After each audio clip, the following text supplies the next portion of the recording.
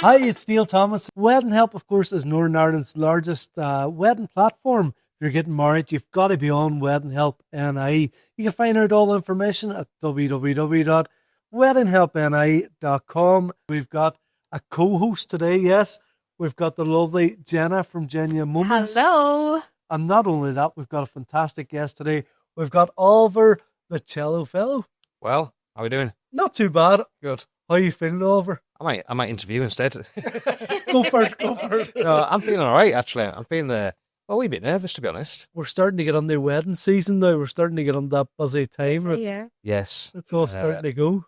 I had a wedding yesterday on a Monday, which is interesting. Not done a wedding on a Monday for a while, since my own wedding, which was a Monday. But I'm flat out actually this week. That's brilliant. It's brilliant. Week, busy.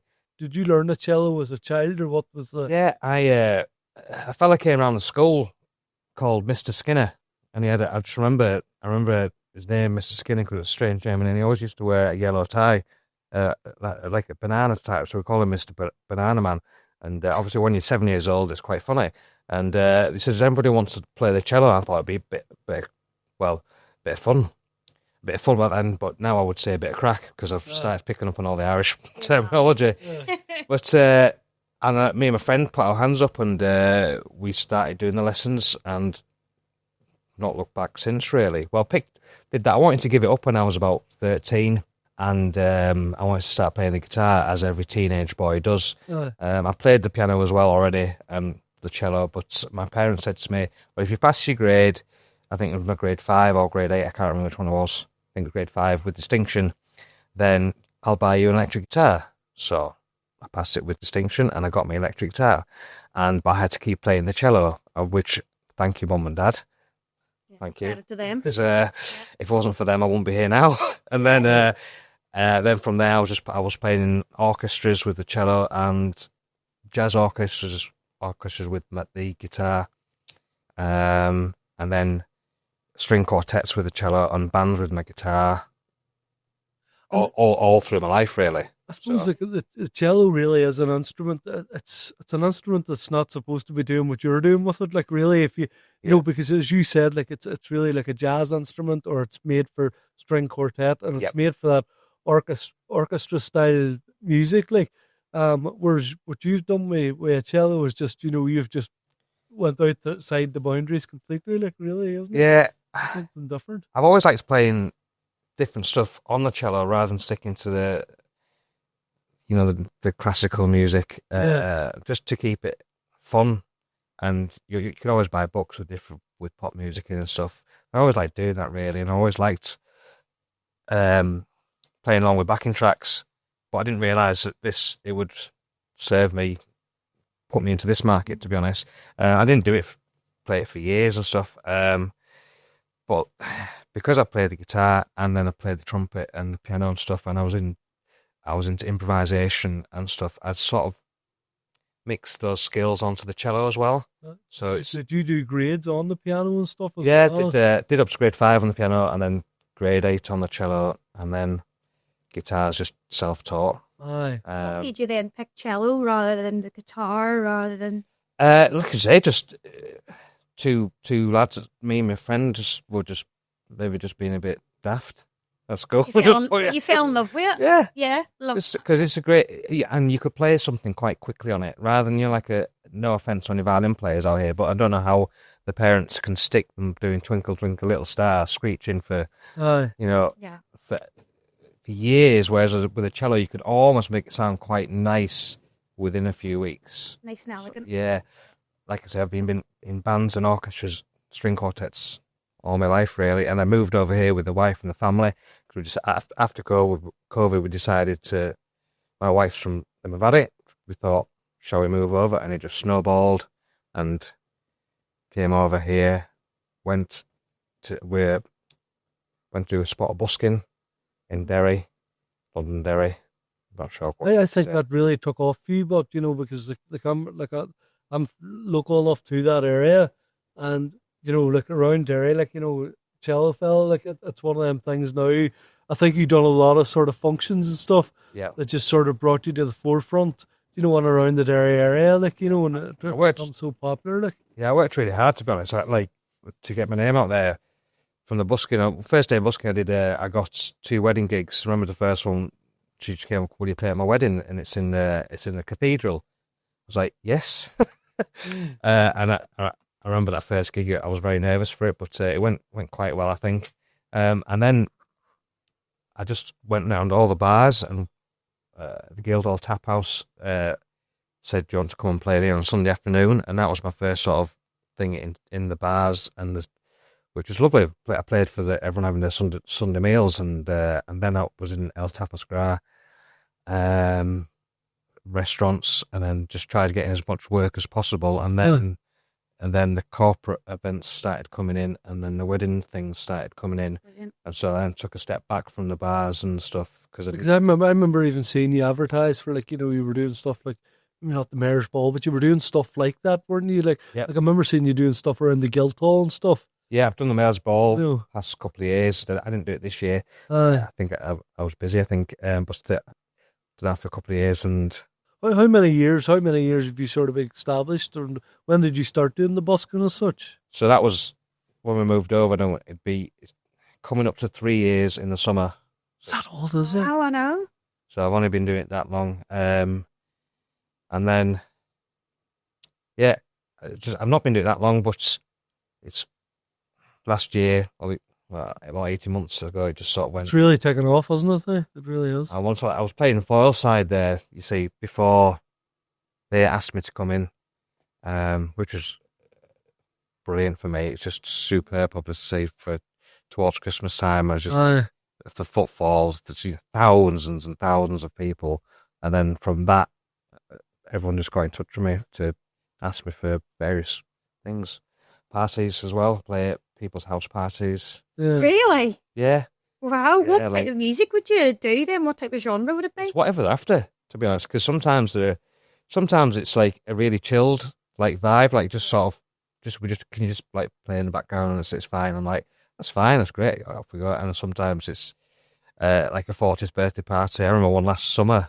I had two parties, 2 house parties just round the corner from each other. I don't know how that happened. So there's a couple hours at one which was really chilled out inside the house, and then went round the corner to someone's 40th, and they had put a stage up in the garden, and they had a musician on before me and a musician on after me. So it was like a full night of it, and like a bar and stuff, and it was mad. So it was all like more upbeat dance music and chart music, bit of 70s, bit of 80s, bit of whatever. Aye. Yeah. So,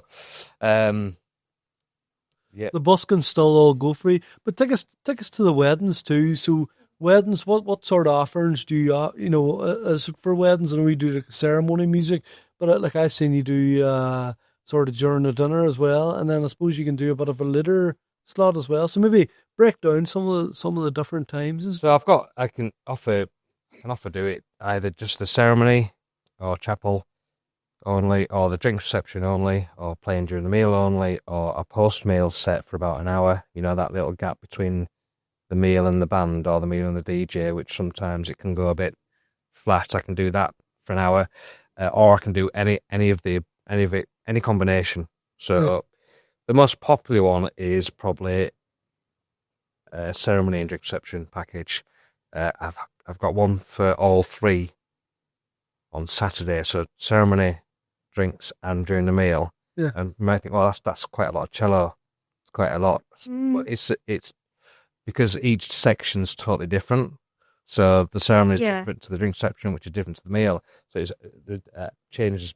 I suppose you're not using tracks. Would you use tracks at the ceremony section? Yeah, usually I've got like I can arrange. So I sometimes record the piano tracks myself, and then very good, and then play over the top if I need to do that. Which usually it's piano backing tracks and cello in the church.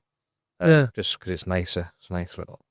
And then it's all about the vibes, isn't it? Depending on what it is. Yeah. And you can rock up to a wedding thinking it's going to be mental, and it's totally the opposite. Yeah. Or vice versa. And then the other way around. So you just got to, especially the drink section during the meal, you just got to see what the crack is. See put in a wee upbeat tune, see what happens, and then you just know. See, Aye. and if there's a reaction to that, right, let's go.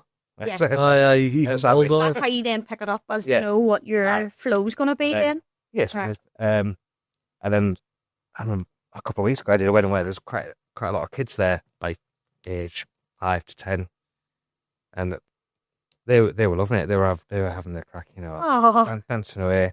Those are the good moments where you see the kids all smiling, Yeah. all smiling, and they come up. Can you play Pink Pony Club? I'm like, actually, yes, I can. I learnt it just the week before. oh, I'd love to hear that. So, I played it, and then they're all up on the little stage. They're all dancing away to it, and then can you do Let It Go? Yeah, I can do Let It Go by Frozen. And they're all on, and all the parents are videoing them all and stuff. Oh, lovely. It's good fun, really good fun. I suppose with ceremony music, a lot of couples getting married, ceremony music can be wild funny because they don't know what they have or they don't know. That's one of them things. What you're allowed or what you're supposed to have as well. Yep. Can you sort of advise couples on that as well? So if it's a ceremony, like just say, like here, for example, like Balliscullion Park is, you can have whatever you want. Yeah. Anything. So in that situation, I would send them my song list. I can also arrange nearly 99% of any song requested. So I've had requests for Game of Thrones, Pirates of the Caribbean, Up, Disney songs, wide variety of songs. Yeah. Like I say, I can if I can't get the music, I can arrange something for it. Would you do the ceremonies too within like churches and stuff, or I do the chapel. Yeah, I did the chapel yesterday. and I suppose that has to be more traditional and more. That is usually dependent on the priest. So I always say to the couples, you must check with the priest what is allowed, what is not allowed, because usually before the ceremony to walk into, you can have whatever you like, Yeah. and then to walk out to, and the sign register, because that's after like the mass. Yeah. But during, if it is a mass, it usually has to be sacred music, for example. And are you able to do that as well Yeah. on the Yeah. cello? So the hymns or whatever it needs Yeah. to be. Yeah. Like Be Still, Hiddy of Knock, Amazing Grace, Ave Maria, Aye. Oceans, etc. I suppose you can recommend that to couples. So, and that's I think that's always one of the big things, because you're going on their wedding and you don't know. I think couples go on their wedding and they don't know. They chat and they say, "Oh no, our priest has told us that we're not allowed," and they go straight away to the musician, and the musician goes, "Well, don't panic, because here's a list of songs. Do you want to choose some of them songs, and you know where you're going with it, Yeah, most musicians, most of the people, Aye. they can help the couples, myself included. It's almost standard that the couples come to you and say, help.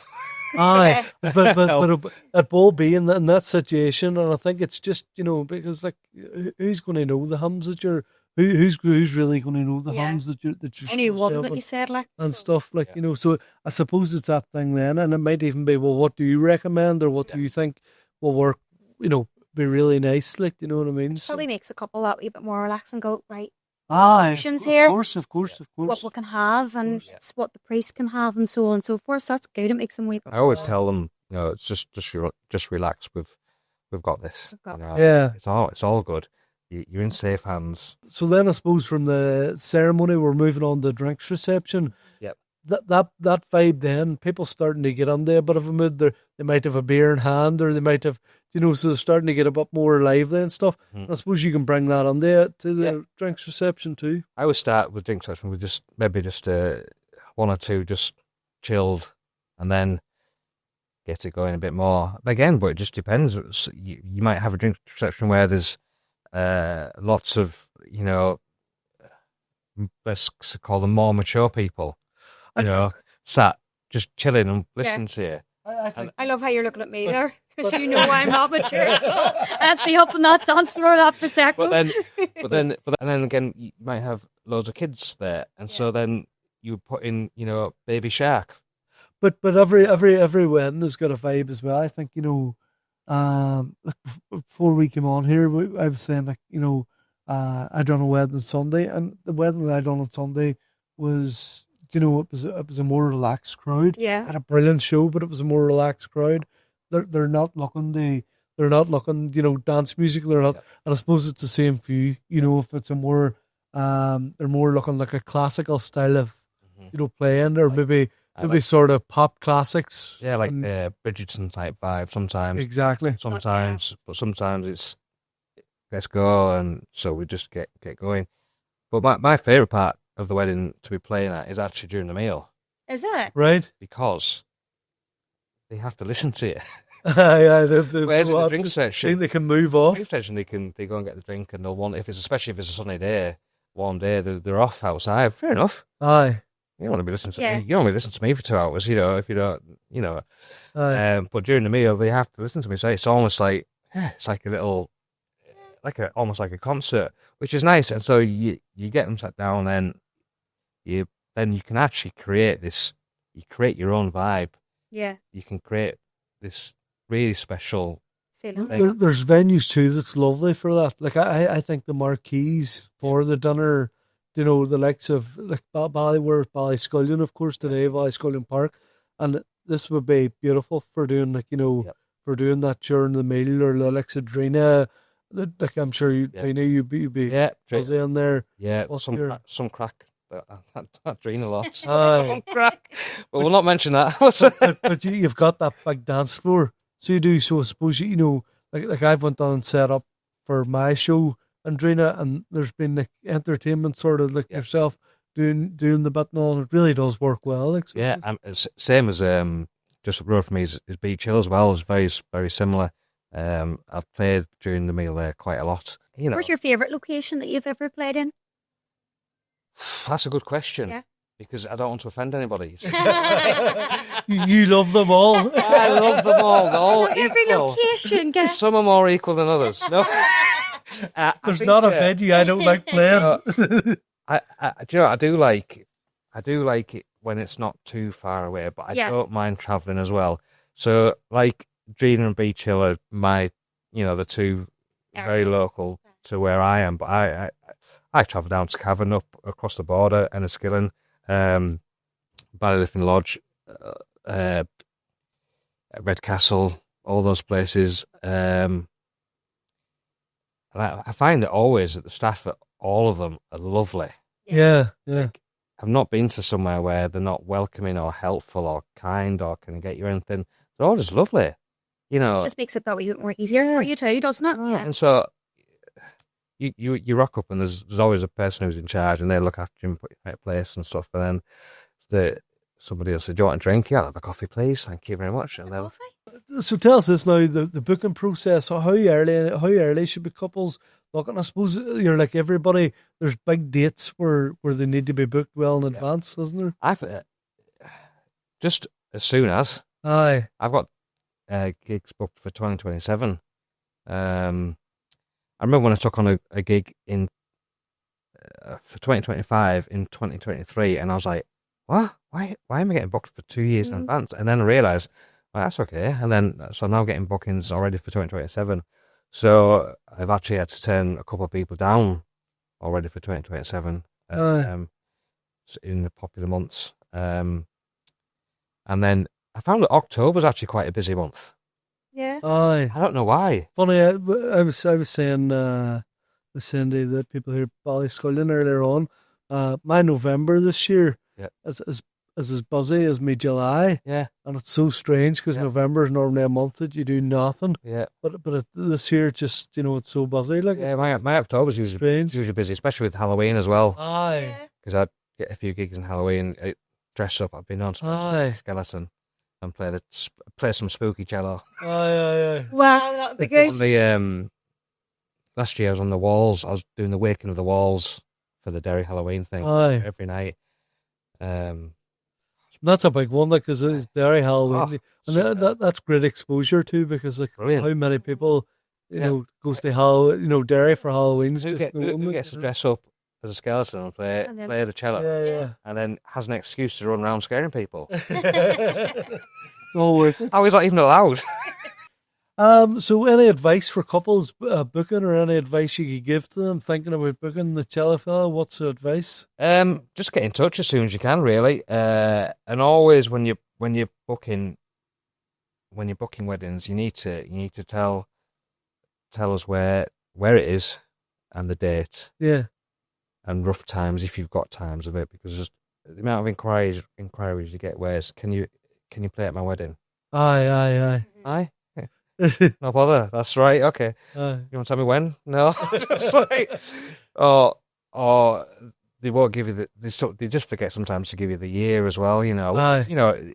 Of course, it's understandable because they're trying to organise a wedding and they're getting a bit stressed. So, but just try and give us date, venue, and roughly what you're after. Aye. But usually I'll just send them all my packages anyway. But just do it as quickly as you can. And then what I would do is I would then send them through song lists and some of my reviews, which lovely couples have given me, just so they can be rest assured that they're going to get a good service. And then just stay in touch with them. Then you get a booking fee, and then the rest paid whenever. Yeah. But just try and contact them maybe a month before, just to make sure, just so they know that I'm still coming. I'm still going to be there. Don't worry. Yeah. What's all your social media links? What's all your where can everybody find you there? Instagram at Cellofella, Facebook I think it's Oliver Barron, Cellofella. I've got a YouTube channel as well, which has got some of my videos on it, the professional videos made.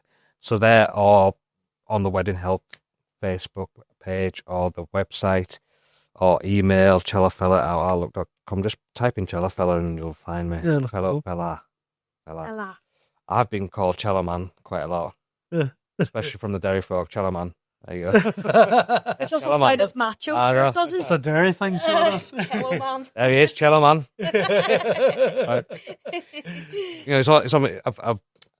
I got a new van as well there, and it's all on the side of my van, Cellofella now. They could call you a lot worse, so they could. Aye, well, maybe they do. Maybe they do. I don't know. So, With that, I think we'll call it a day in that. Oliver, the cello fellow, and my lovely co-presenter, Jenna from Genuine Moments at the beautiful Ballyscullion Park. Bye for now.